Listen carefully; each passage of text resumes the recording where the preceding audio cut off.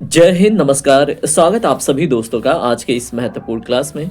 दोस्तों, आज हम बात करेंगे उत्तर प्रदेश बजट से संबंधित टॉप 50 एमसीक्यू। इसमें हम बजट और इकोनॉमिक सर्वे जो पहली बार आया उत्तर प्रदेश में, इसको भी हम डिटेल में समझेंगे क्वेश्चन के माध्यम से। और देखिए, अगर आप ये सेशन कंप्लीट देखते हैं तो आप कोई भी एग्जाम दीजिए, वहाँ पे निश्चित रूप से आपसे 2 क्वेश्चन बन जाएगा। तो चलिए आज के इस 50 क्वेश्चन सीरीज को शुरू करते हैं। पहला प्रश्न आपके सामने आ चुका है, इसको ध्यान से पढ़िए।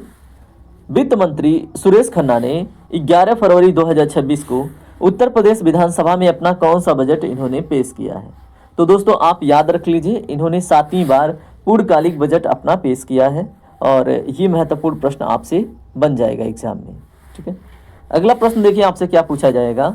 योगी सरकार के दूसरे कार्यकाल का अंतिम पूर्ण बजट और कुल मिलाकर यह कौन सा बजट है?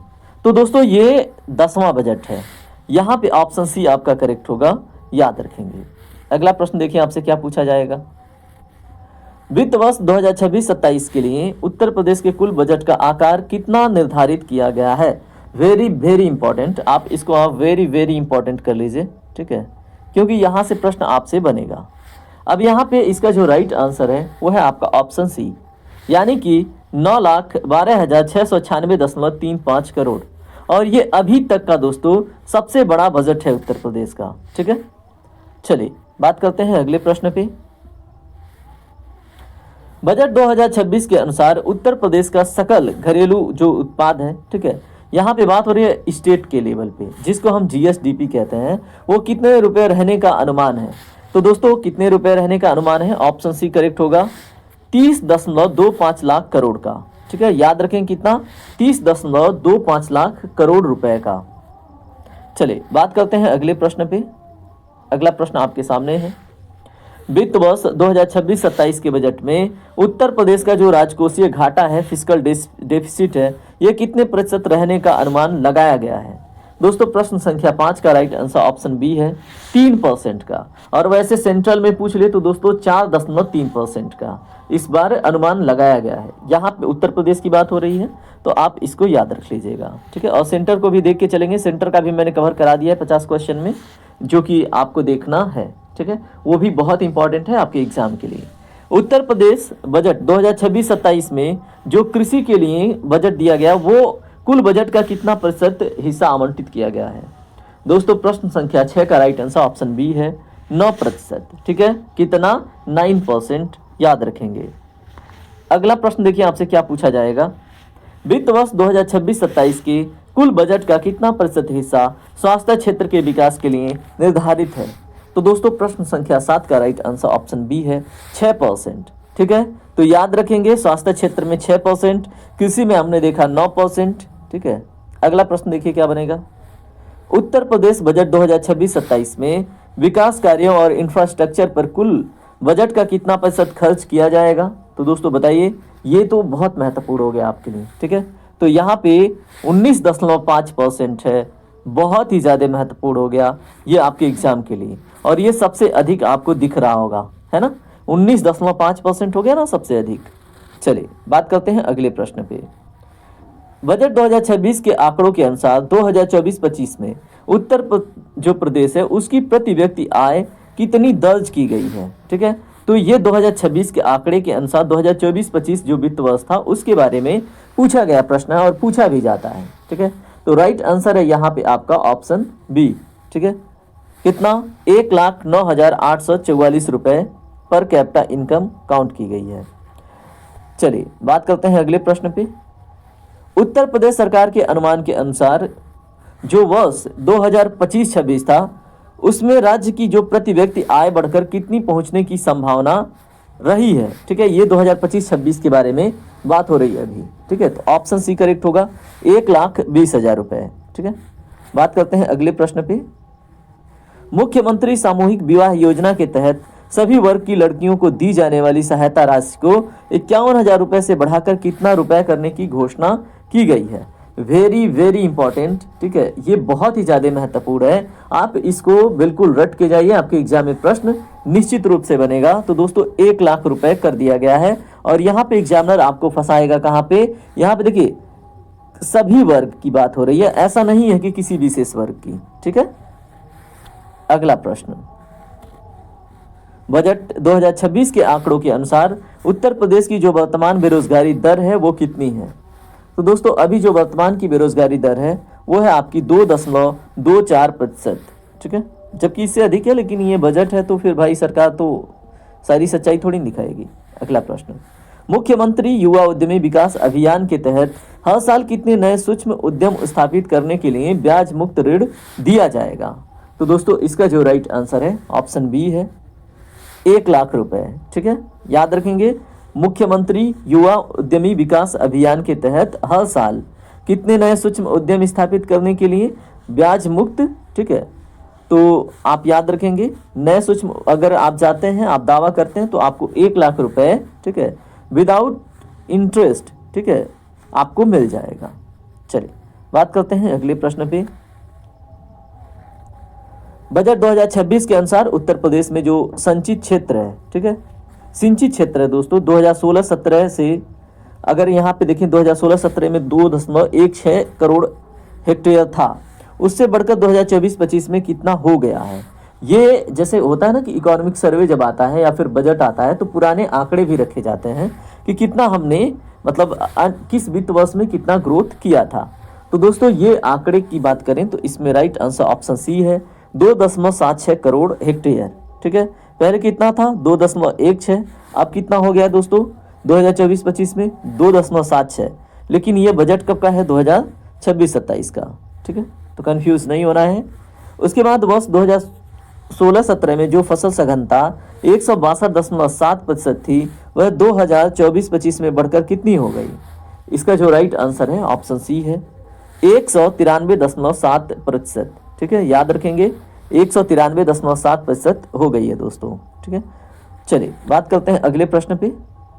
देखिए मैंने आपको बताया था इसमें इकोनॉमिक सर्वे और बजट दोनों के प्रश्न हैं, ठीक है, तो आप दिमाग में कुछ खिचड़ी मत पकाइएगा, जितना मैं बता रहा हूं उतना ध्यान से सुनना है।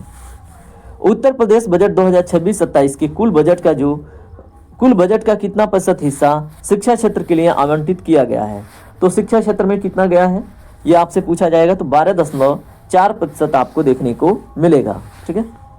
उसके बाद अगर हम अगले प्रश्न के ऊपर बात करें,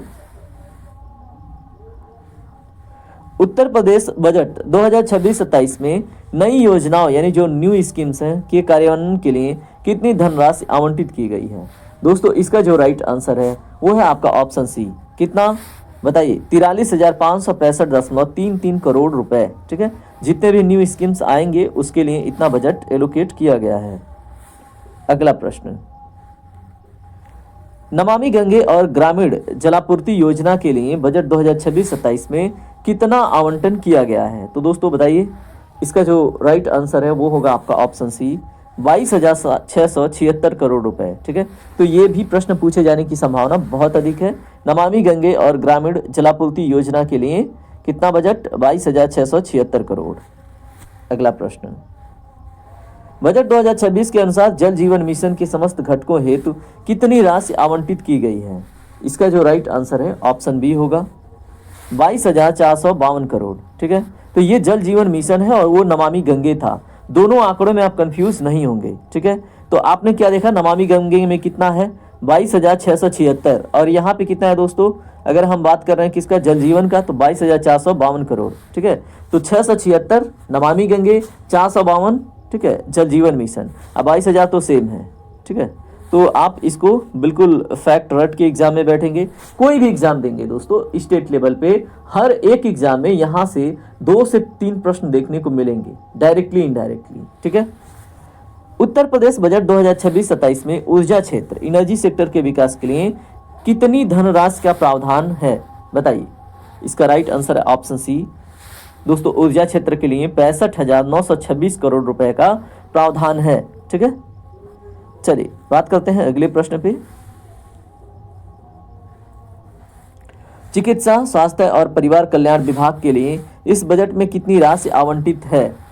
तो दोस्तों प्रश्न संख्या 21 का जो राइट आंसर है वो है आपका ऑप्शन बी, ठीक है, 37,956 करोड़। चिकित्सा, स्वास्थ्य और परिवार कल्याण विभाग के लिए कितना? 37,956 करोड़। अगला प्रश्न, उत्तर प्रदेश बजट 2026-27 में चिकित्सा शिक्षा के विस्तार के लिए कितनी धनराशि का आवंटन किया गया है? तो दोस्तों इसका राइट आंसर क्या होगा? Option C. ठीक है, कितना दोस्तों? 14,997 करोड़। तो यहाँ पे चिकित्सा शिक्षा के विस्तार की बात हो रही है। और यहाँ पे हमने क्या देखा दोस्तों? यहाँ पे अगर आप देखेंगे तो यहाँ पे चिकित्सा स्वास्थ्य परिवार कल्याण विभाग के लिए यहाँ पे विभाग की बात हो रही है और यहाँ पे चिकित्सा शिक्षा की बात हो रही है। ठीक है, तो दोनों में कंफ्यूज बिल्कुल नहीं होना है, क्योंकि कंफ्यूजन क्या करता है? हमें पीछे ढकेल देता है बच्चों से। ठीक है, कंपटीशन में बाहर हो जाते हैं। तो यहाँ पे 14,997 करोड़ की बात हो रही है। आइए बात करते हैं अगले प्रश्न पे। और देखिए, मैं आपको एक महत्वपूर्ण बात बताऊं, जो लोग वीडियो को बीच में छोड़ के भाग जाते हैं कि नहीं बनेगा, और जब वहीं पे 2-3 प्रश्न आता है ना तो कहते हैं सब कि अरे हमने तो ध्यान नहीं दिया। ठीक है, और वही बच्चे फेल होते हैं। इसलिए अपना टाइम ना पढ़ने पे और रिवीजन करने पे दीजिए। अगर आप यहाँ पे आए तो पूरा कंप्लीट कीजिए सेशन। ठीक है, और ऐसे ही जो भी आप सेशन देखिए उसे कंप्लीट कीजिए दोस्तों, क्योंकि ऐसे बीच में छोड़ने से आप तुरंत तो कोई स्टार्ट नहीं कर पाएंगे, क्योंकि अगले पल आपका मूड कुछ और हो जाएगा। इसलिए अपने मन को बांध के रखिए लेक्चर से। ठीक है, क्योंकि यही आपका समर्पण, यही आपका समय आपको सफलता दिलाएगी। इसलिए पूरा सेशन देखा कीजिए। ठीक है, उसके बाद दोस्तों अगर हम बात करें यहाँ पे बेसिक शिक्षा के ऊपर, ठीक है, तो 2026-27 में बेसिक शिक्षा के लिए कितनी धनराशि का आवंटन किया गया है? प्रश्न संख्या 23 का जो राइट आंसर है वो है ऑप्शन सी। कितना दोस्तों? 77,622 करोड़। कितना? 77,622 करोड़ की बात हुई है। अगला प्रश्न, अभी देखिए बजट की बात हो रही है। उच्च शिक्षा के क्षेत्र के लिए कितनी राशि का प्रावधान है? बताइए। इसका जो राइट आंसर है वो है ऑप्शन सी। 6,591 करोड़ की बात की गई है उच्च शिक्षा के लिए। अगला प्रश्न क्या है? आवास एवं शहरी नियोजन के लिए कुल कितनी धनराशि आवंटित की गई है 2026-27 के बजट में? तो दोस्तों इसका जो राइट आंसर ऑप्शन बी है। 7,705 करोड़ रुपए का आवंटन किया गया है। ठीक है, आइए बात करते हैं अन्य प्रश्नों पे। मुख्यमंत्री शहरी विस्तारीकरण नए शहर प्रोत्साहन योजना के तहत नए शहरों के विकास हेतु कितनी राशि का आवंटन किया गया है? इसका जो दोस्तों राइट आंसर है वो है ऑप्शन सी, 3,500 करोड़ रुपए। ठीक है, तो मुख्यमंत्री शहरी विस्तारीकरण नए शहर प्रोत्साहन योजना के तहत नए शहरों के विकास हेतु 3,500 करोड़ रुपए का आवंटन किया गया है। ठीक है, नए शहरों के विकास के लिए, याद रखिएगा। अगला प्रश्न, आयुष्मान भारत मुख्यमंत्री जन आरोग्य योजना के लिए 2026-27 में कितनी धनराशि का प्रावधान किया गया है? तो दोस्तों याद रखेंगे, इसमें 500 करोड़ रुपए की बात की गई है। ठीक है, अगला प्रश्न क्या है? उत्तर प्रदेश बजट 2026-27 में कैंसर संस्थान, जो कैंसर इंस्टीट्यूशंस हैं, ठीक है, लखनऊ के लिए कितनी धनराशि आवंटित की गई है? इसका दोस्तों राइट आंसर ऑप्शन बी है, 315 करोड़ रुपए का। ठीक है, बात करते हैं अगले प्रश्न पे। अगला प्रश्न अब आपके सामने है, इसको देखिए क्या है। छात्राओं के लिए रानी लक्ष्मीबाई स्कूटी योजना है तो बजट कितना, मतलब कितने बजट का प्रावधान किया गया है? दोस्तों इसका राइट आंसर है ऑप्शन सी, 400 करोड़। ठीक है, रानी लक्ष्मीबाई स्कूटी योजना के अंतर्गत। अगला प्रश्न देखिए आपसे क्या पूछा जाएगा। उत्तर प्रदेश में तकनीकी को बढ़ावा देने हेतु AI मिशन यानी आर्टिफिशियल इंटेलिजेंस के लिए कितनी धनराशि आवंटित की गई है? तो दोस्तों प्रश्न संख्या 30 का राइट आंसर ऑप्शन बी है। कितना? 225 करोड़ रुपए का। ठीक है, कौन सी योजना में? बताइए। AI जो आर्टिफिशियल इंटेलिजेंस है। ठीक है, अगला क्वेश्चन आपके सामने है, इसको देखिए ध्यान से और पढ़िए। हथकरघा एवं वस्त्र उद्योग विभाग के लिए वित्तीय वर्ष 2026-27 में कुल कितना बजट प्रस्तावित है? बताइए। इसका दोस्तों राइट आंसर होगा आपका ऑप्शन सी, 5,041 करोड़। ठीक है, हथकरघा एवं जो हाथ से बनने वाले होते हैं ना, हथकरघा एवं वस्त्र उद्योग के लिए। ठीक है, अगला प्रश्न देखिए क्या है। अटल बिहारी वाजपेयी पावरलूम बुनकर विद्युत फ्लैट रेट योजना के लिए कितनी धनराशि का आवंटन किया गया है? दोस्तों इसका जो राइट आंसर है वो है आपका ऑप्शन बी, 4,423 करोड़ रुपए की बात हो रही है। ठीक है, अगला प्रश्न क्या है। MSME योजनाओं हेतु आवंटित 3,822 करोड़ 2025-26 की तुलना में अब कितने प्रतिशत अधिक है जो वर्तमान में MSME के लिए आवंटन है? तो दोस्तों कितने प्रतिशत अधिक है पहले से? इसका जो राइट आंसर ऑप्शन सी है, 19% अधिक है। ठीक है, पहले 3,822 करोड़ था, लेकिन अभी जो नए आंकड़े हैं उसमें 19% का वृद्धि हुआ है। ठीक है, अगला प्रश्न, मुख्यमंत्री युवा उद्यमी विकास अभियान के लिए बजट में कितने राशि की व्यवस्था की गई है? तो दोस्तों यहाँ पे जो राइट आंसर है वो है ऑप्शन सी, 1000 करोड़ रुपए की व्यवस्था की गई है। और हमने देखा था मुख्यमंत्री जो युवा उद्यमी विकास अभियान था, उसमें अगर आप अप्लाई करते हैं तो आपको 1 लाख रुपए तक का मुफ्त ऋण का धनराशि मिल जाएगा। ठीक है, चलिए बात करते हैं अगले प्रश्न पे। अगला प्रश्न देखिए क्या है। उत्तर प्रदेश के बजट में अयोध्या के समग्र विकास के लिए विशेष रूप से कितनी राशि आवंटित की गई है? दोस्तों इसका जो राइट आंसर है ऑप्शन बी है, 100 करोड़। ठीक, 10 फरवरी 2026 को आर्थिक सर्वेक्षण इकोनॉमिक सर्वे पेश करने वाला देश का पहला राज्य कौन सा बना है? तो दोस्तों इकोनॉमिक सर्वे पेश करने वाला देश का पहला राज्य बना है उत्तर प्रदेश। ठीक है, याद रखेंगे ऑप्शन सी करेक्ट है।